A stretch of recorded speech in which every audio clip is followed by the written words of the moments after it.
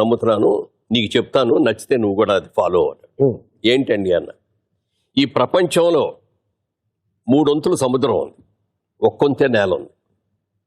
ఈ ఒక్కంతో నేలలో కూడా కొంత పర్వతాలు, మంచు పర్వతాలు ఉన్నాయి, అక్కడ నివసించలేరు. కొన్ని ఎడారులు ఉన్నాయి, వాటర్ ఉండదు, అక్కడ నివసించలేరు. ఇక నివసించడానికి ప్రదేశం ఉన్నది చాలా తక్కువ, 20% ఉంటుంది, అంతకంటే ఎక్కువ ఉండదు. ఈ 20%కి సంవత్సరం జనాభా విపరీతంగా పెరిగిపోతున్నారు ప్రపంచం మొత్తం మీద, మన దేశమే కాదు, అన్ని చోట్ల.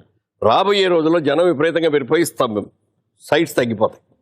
సో ల్యాండ్కి విపరీతమైన గిరాకీ వస్తుంది రాబోయే రోజుల్లో అని ఒక ఆలోచనతో నేను సంపాదించిన ప్రతి పైసా రియల్ ఎస్టేట్ మీద పెడుతున్నాను, మొత్తం ప్రాపర్టీస్ కొంటాను అన్నాడు. అప్పుడు నాకు అనిపించింది, అబ్బా వెరీ సింపుల్ చెప్పింది, అందరికీ తెలుసు సముద్రం ఎక్కువ ఉంటుంది, ఇది ఉండదు, ఇది అనేది. కానీ దాన్ని ఒక ఆలోచనలో పెట్టుకొని ఇలా బిజినెస్ చేస్తే బాగుంటుందని